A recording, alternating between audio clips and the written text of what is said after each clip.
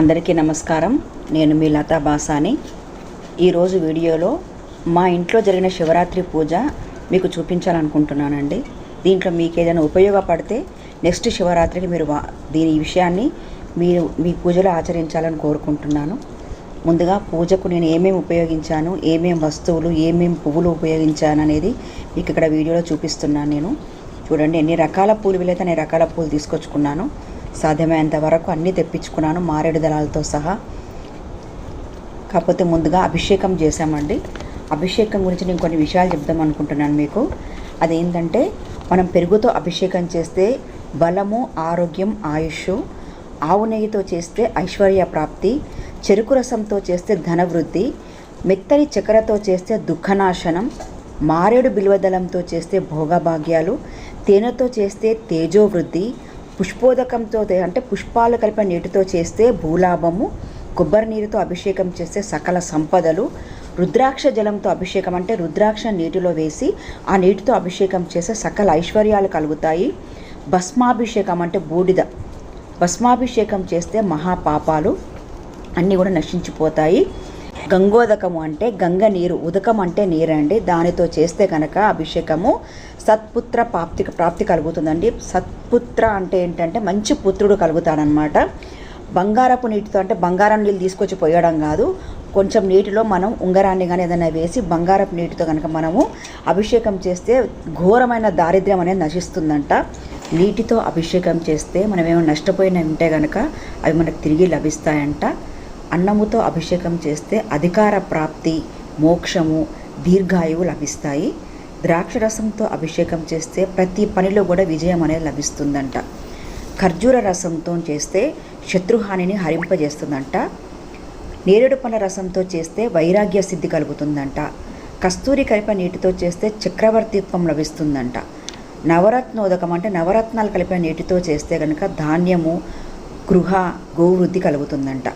మామిడిపండ్ల రసంతో చేస్తే మంగళప్రదం అంట, శుభకార్యాలు జరుగుతాయంట ఇంట్లో. ఈ విధంగా లాభాలే కాకుండా ఈ అభిషేకాల వల్ల కొన్ని దోషాలు కూడా పోతాయంట. అనేక వేల సంఖ్యలో కూడా దోషాలు తగ్గే అవకాశం ఉంటుందంట. అది ఏ విధంగా అంటే, నీటితో కనుక మనం శివలింగానికి అభిషేకం చేస్తే 10 దోషాల నివారణ జరుగుతుందంట. పాలతో చేస్తే 100 దోషాల నివారణ. పెరుగుతో కనుక మనం అభిషేకం చేస్తే 1000 దోషాల నివారణ. నెయ్యితో చేస్తే 3000 దోషాలు. తేనెతో చేస్తే 5000 దోషాల నివారణ.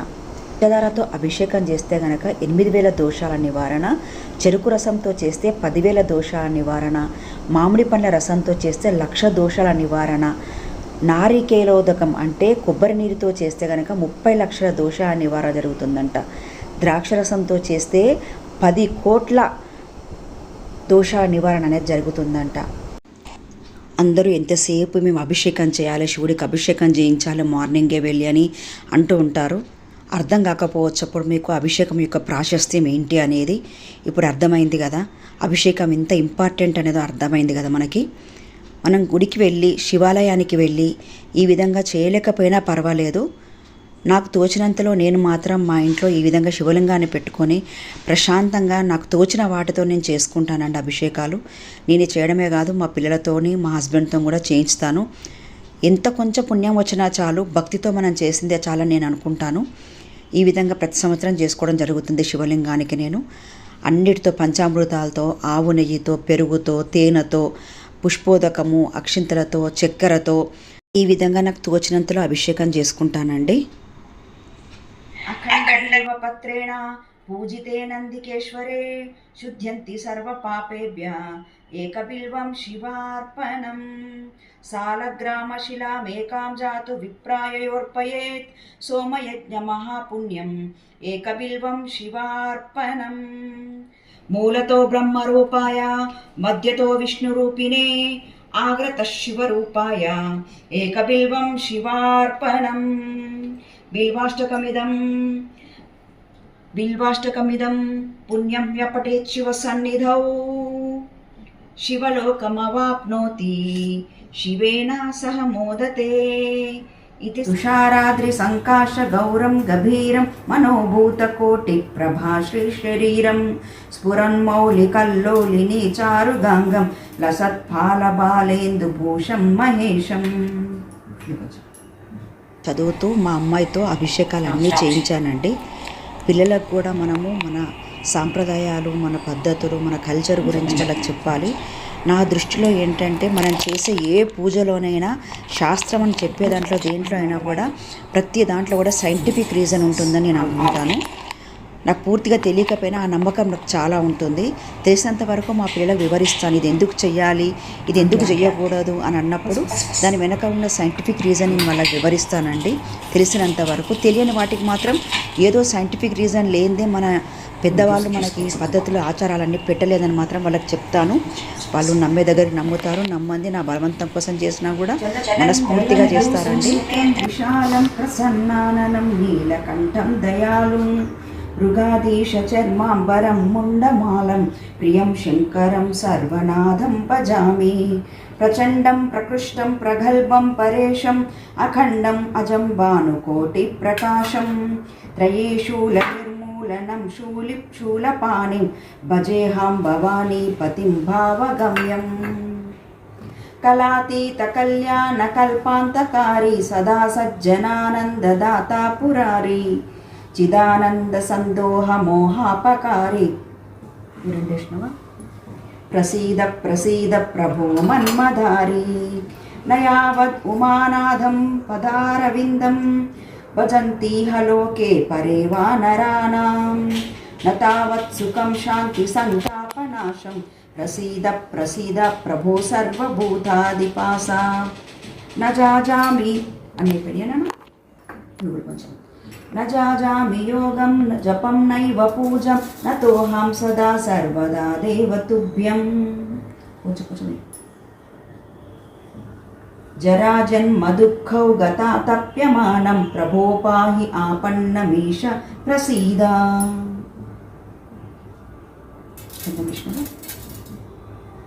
అట్లాంటి అంతే. రుద్రాష్టకమితం ప్రోక్తం విప్రేణ హరతో యశే ఏ పఠంతి నరా భక్త్యా తేషాం శంభు ప్రసీదతి.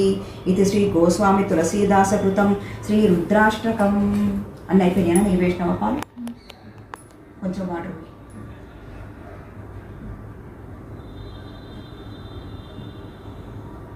ఇది ఒకటి పెట్టు, లింగం మీద పెట్టాను.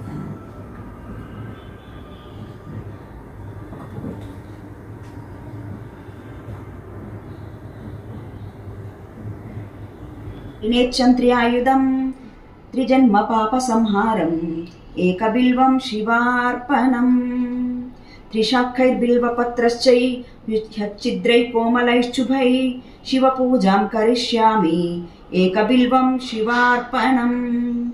అఖండబిల్వపత్రేణ పూజితే నందికేశ్వరే శుద్ధ్యంతి సర్వపాపేభ్యః ఏకబిల్వం శివార్పణం. సాలగ్రామశిలామేకాం జాతు విప్రాయయోర్పయేత్ సోమయజ్ఞ మహాపుణ్యం ఏకబిల్వం శివార్పణం. దంతికోటి సహస్రాణి వాజపేయ శతాని చ కోటి కన్యా మహాదానం ఏకబిల్వం శివార్పణం. పార్వత్యా స్వేదతోత్పన్నం మహాదేవస్య చ ప్రియం బిల్వవృక్షం సమస్యామ ఏకబిల్వం శివార్పణం.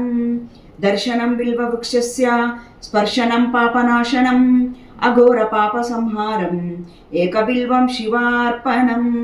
మూలతో బ్రహ్మరూపాయ మధ్యతో విష్ణురూపిణే ఆగ్రత శివరూపాయ ఏకబిల్వం శివార్పణం.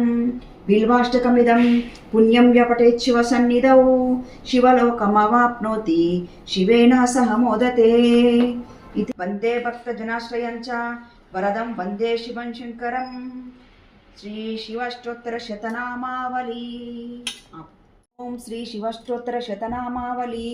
ఓం శివాయ నమః, ఓం మహేశ్వరాయ నమః, ఓం శంభవే నమః, ఓం పినాకినే నమః, ఓం శశిశేఖరాయ నమః, ఓం వామదేవాయ నమః, ఓం అంబికానాథాయ నమః, ఓం శ్రీకంఠాయ నమః. ఓం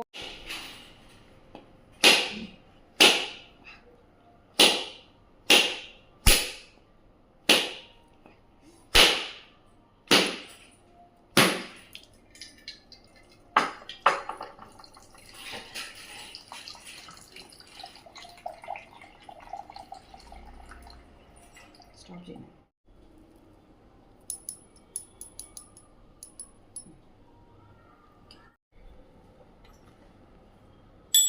హర హర మహాదేవ శంభో శంకర. ఓం నమ శివాయ. శివాయ నమ. హర హర మహాదేవ శంభో శంకర. ఓం నమ శివాయ. శివాయ నమ.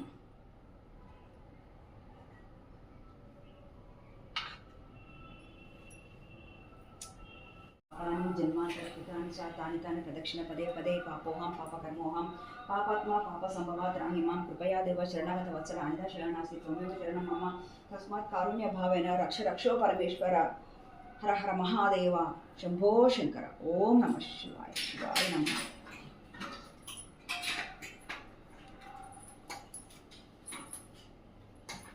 విధంగా నేను మా ఇంట్లో శివ పూజ చేసుకున్నానండి. టెంపుల్కి వెళ్ళే వీలుంటే వెళ్తాను, లేకపోతే లేదు. ఇంట్లో మాత్రం ఈ విధంగా నేను ప్రతిసారి చేసుకుంటున్నాను. కొత్త ఇంట్లోకి వచ్చిన దగ్గర నుంచి ఇదే రీతిగా నేను శివ పూజ చేసుకుంటున్నాను. ఆ శివుని అనుగ్రహం నాకు మెండుగా లభించిందని అనుకుంటున్నాను. ఎందుకంటే మనం పత్రం పుష్పం తోయం అంటే నీరు కొంచెం కూడా భక్తితో సమర్పిస్తే శివయ్యకు అదే చాలటండి. మనం గొప్ప గొప్పగా అన్నీ తీసుకొచ్చి పెట్టవలసిన అవసరం లేదు, గొప్ప గొప్ప అలంకారాలు అవసరం లేదు. ఆయనకి ఏది సమర్పిస్తే దాంతోనే సంతృప్తి పడతాడంట. కాకపోతే మనం సమర్పించేది ఏదైనా కూడా మనస్ఫూర్తిగా భక్తితో ఆయన మీద నమ్మకంతో మనం ఏది సమర్పించినా కూడా మనకు అంత 1000 రెట్ల ఫలితం అనేది మనకు లభించడం జరుగుతుంది. చెప్పాను కదా, ఏ అభిషేకాలు చేస్తే ఏమొస్తుంది, ఏ దోషాలు నివారణ అవుతాయని చెప్పాను కదా. శివ శివ శంకర భక్తవ శంకర శంభో హర హర నమో నమో. శివ శివ శంకర భక్తవ శంకర శంభో హర హర నమో నమో. నేరేడు నీవని ఏరేరితేన మారేడు దళములు నీ పూజకు. నేరేడు నీవని ఏరేరితేన మారేడు దళములు నీ పూజకు. గంగమ్మ మెచ్చిన జంగమయ్యవని, గంగమ్మ మెచ్చిన జంగమయ్యవని గంగను తేన నీ సేవకు. శివ శివ శంకర భక్తవ శంకర.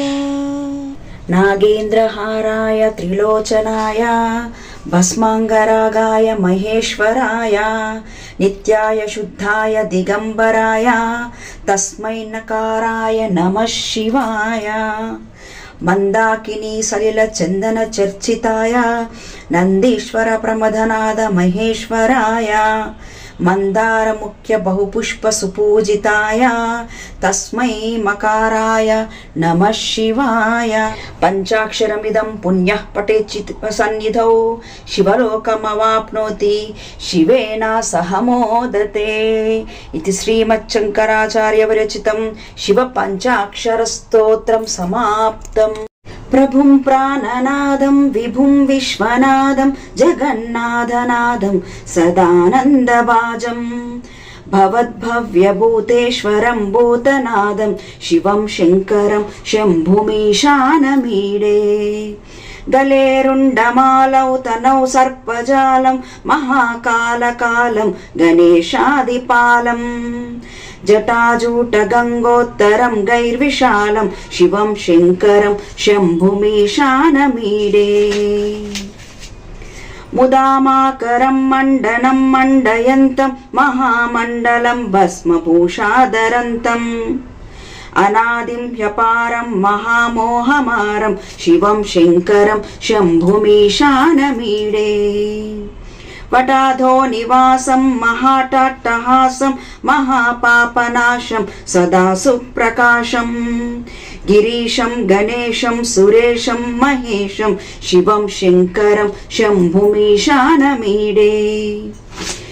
గిరీంద్రాత్మజా సంగృహీతార్ధదేహం గిరౌ సంస్థితం సర్వదా పన్నగేహాం పరబ్రహ్మ బ్రహ్మాదిభిర్వంద్యమానం శివం శంకరం శంభుమీశానమీడే కపాలం త్రిశూలం కరాభ్యాం దదానం పదాంబోజనం రాయకామం దదానం బలివర్ధయానం సురాణం ప్రధానం శివం శంకరం శంభుమీశానమీడే శరచ్చంద్రగాత్రం గుణానందపాత్రం త్రినేత్రం పవిత్రం ధనేశస్య మిత్రం అపర్ణాకలత్రం సదా సచ్చరిత్రం శివం శంకరం శంభుమీశానమీడే హరం సర్పహారం చితాభూవిహారం భవం వేదసారం సదా నిర్వికారం శ్మశానే వసంతం మనోజం దహంతం శివం శంకరం శంభుమీశానమీడే స్వయం యః ప్రభాతే నరః శూలపానే పటే స్తోత్రరత్నం తిహ ప్రాప్తరత్నం సుపుత్రం సుధాన్యం సుమిత్రం కలత్రం విచిత్రైః సమారాధ్య మోక్షం ప్రయాతి ఇతి శ్రీకృష్ణ జన్మఖండే శివాష్టక స్తోత్రం సంపూర్ణం. దేవరాజసేవ్యమాన పావనాంగ్రి పంకజం వ్యాలయజ్ఞసూత్రమిందుశేఖరం కృపాకరం నారదాది యోగి బృందవందితం దిగంబరం కాశికాపురాధినాథ కాలభైరవం భజే. కాలభైరవాష్టకం పఠంతి ఏ మనోహరం జ్ఞానముక్తి సాధనం విచిత్ర పుణ్యవర్ధనం శోకమోహ దైన్యలోభకోపతాపనాశనం తే ప్రయాంతి కాలభైరవాంగ్రి సన్నిధిం ధ్రువం. ఇది శ్రీమచ్చంకరాచార్య విరచితం కాలభైరవాష్టకం సంపూర్ణం. ఈ విధంగా నేను ప్రదోషకాల పూజ చేసుకున్నానండి. ప్రదోషకాల పూజ అంటే సూర్యాస్తమయం అయిన తర్వాత సమయం అంటే 1:12 అన్నమాట. ఈ సమయంలో పరమేశ్వరుడు అమ్మతో కలిసి అర్ధనారీశ్వర రూపంలో ఆనంద తాండవం చేస్తూ ఉంటాడంట. ఈ సమయంలో మనం చేసిన పూజలు కానీ అభిషేకాలు కానీ చాలా మంచి ఫలితాన్ని ఇస్తాయంట. అందుకే ఈ పూజ కూడా నేను సాయంత్రం చేసుకున్నానంటే మీకు అందరికీ నచ్చితే కనుక దయచేసి లైక్ షేర్ సబ్స్క్రైబ్ చేసి మీ అభిప్రాయాన్ని కామెంట్ రూపంలో తెలియజేయండి.